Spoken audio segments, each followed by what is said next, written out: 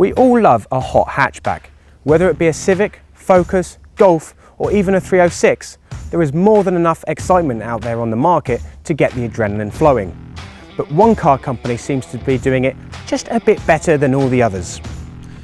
Renault has been at it for decades, from the Turbo 5 to the Clio Williams all the way to the modern Megane. Funny how Renault is now a major player in the F1 world, and yet they are not making any sort of supercars. Yes, there is that wonderful looking RS01 race car, but that's the only small connection I see with their F1 investments. Maybe all their resources are put into these hot hatches, and thank God if they are.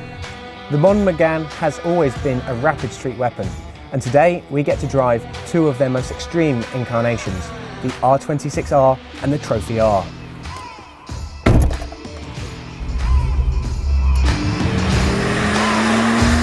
First up, the R26R.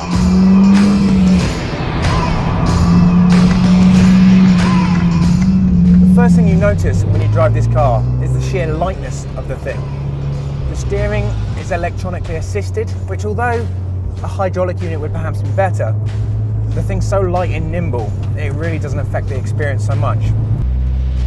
The 2-litre turbo engine is only producing 230 brake horsepower, but when you combine that with a weight of just 1,230 kilos, it really doesn't matter that much. Another thing I'm not so keen on is the shifter. I feel like I'm making deliveries for Tesco's as opposed to driving a sports machine. It's just very imprecise and just a little bit sluggish for my liking.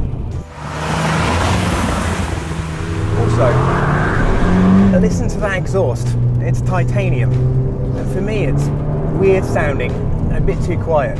Making a hot hatch with a quiet exhaust is a bit like making Donald Trump the President of the United States.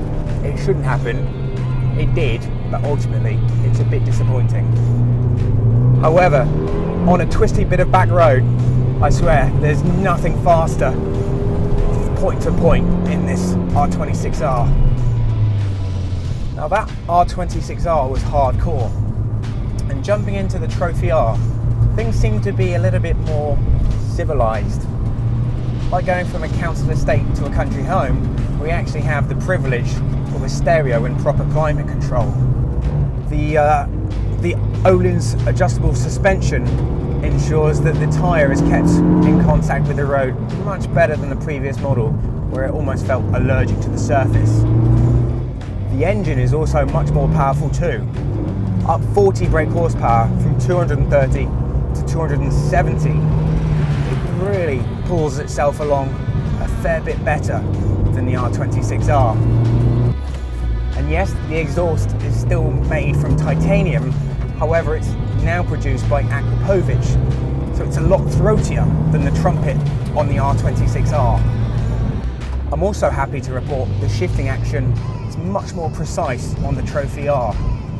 It's much closer and you really do feel like you're in a sports car as opposed to the lorry that I did before in the R26R.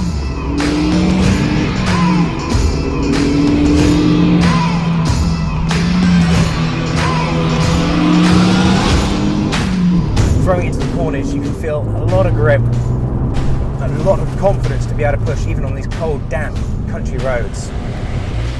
Overall, the experience seems much more evolved, like an experienced elder who's learnt from the youthful exuberance of the R26R. They've really made a lot of improvements to the previous model. Comparable to flying business as opposed to economy, yes, both of them get you there, but this one will get you there slightly less of a mess when you do arrive. Okay, you don't get the roll cage, or the carbon bonnet, or the polycarbonate windows. You still get some stickers, but this is a proper racing machine. You've got to drive one of these. You are unlikely to see many of these on the road. Around 400 for the R26R and only 250 for the Trophy R, making them ultra rare and for sure future classics. Yes, both are front-wheel drive 2-litre turbos. On paper, they should be understeer monsters, serving up a smorgasbord of torque steer. But driving these two today, they are anything but. The R26R is hardcore and raw, and if you grab it by the scruff of its neck, it is a joyous, involving experience. The Trophy R is more supple and easier to live with day to day, and it is even faster than its older brother. As the ultimate hot hatch packages, I don't think any cars can come close to these two.